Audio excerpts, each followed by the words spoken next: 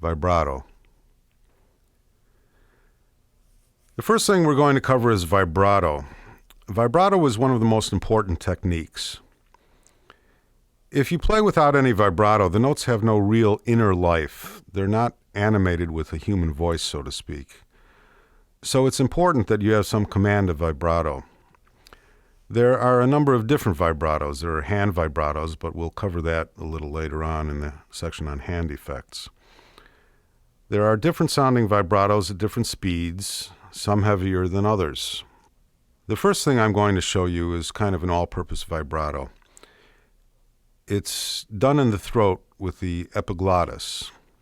And to produce this sound,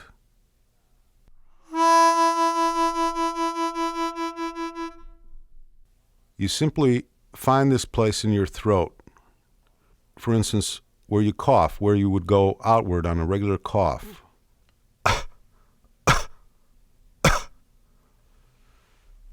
Now try to do it in.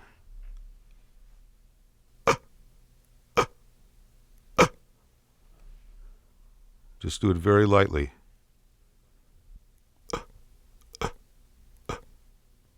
And if you do it in a consistent, evenly spaced way like this,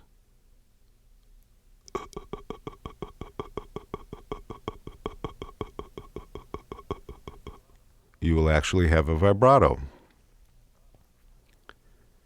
If I just continue to do that and put the harp in front of my mouth, you would hear a vibrato, and I'm going to do that right now.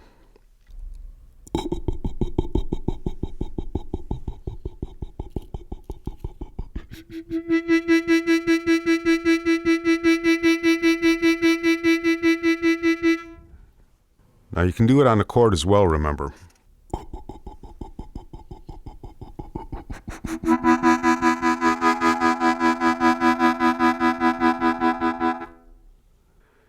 Now, of course, you have to be able to do vibrato on blow notes as well. So I'll play a blow vibrato on the first hole and then on the third hole.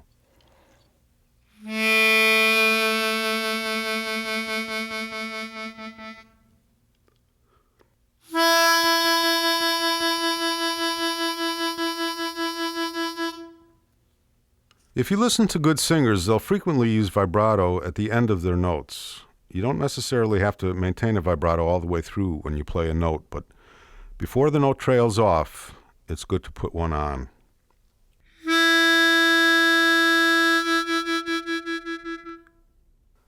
A good way to practice this is to start out with little groupings. For instance, do repetitions in groups of 5 like this.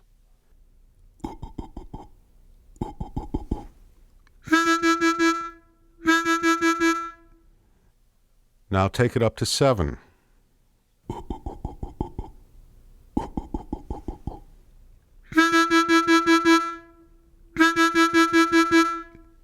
And eventually sustain it.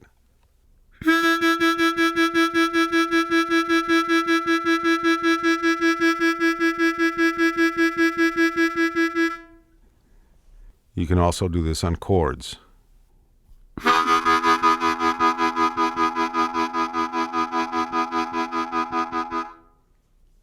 Now, you may find that your body has a different natural speed and that the way your throat catches may feel comfortable at a speed that's slower or faster than mine.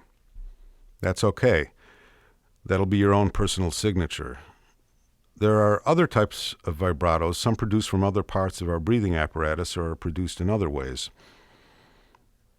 I have one that's a fast vibrato produced by kind of rapid bobbing of the Adam's apple.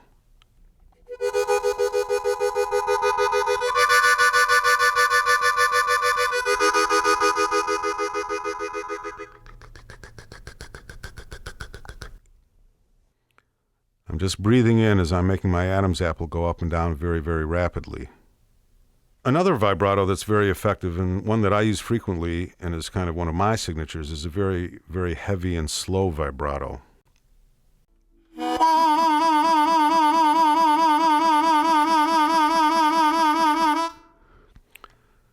Now this is produced in a similar way to the first one I showed you, only it's just heavier, harder, and deeper.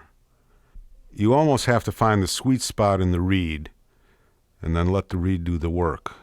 When you find that spot, grab it and just let it happen. Now try playing a vibrato on the first hole. You have to find just the amount of tension to let the reed do the work. And if you have the right amount of tension on it, you'll get a very beautiful, warm, rich, and sonorous sound from the first hole.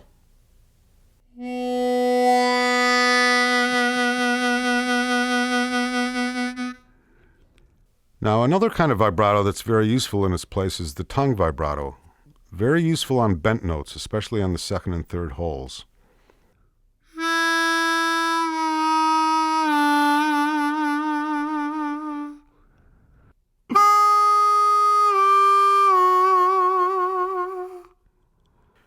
You're kind of really just saying yo, yo, yo, yo, yo, yo, yo, yo, yo, yo, yo. Just saying it silently, but your tongue is making those motions. So you'll get a vibrato that way. I don't use that as a general use type vibrato, but it is useful on bent notes because sometimes on bent notes, when you try using the throat to do it, sometimes the note does not wave in an even fashion. It can be a little staccato. So this is effective when you're ending on a bent note, in the second or third hole especially.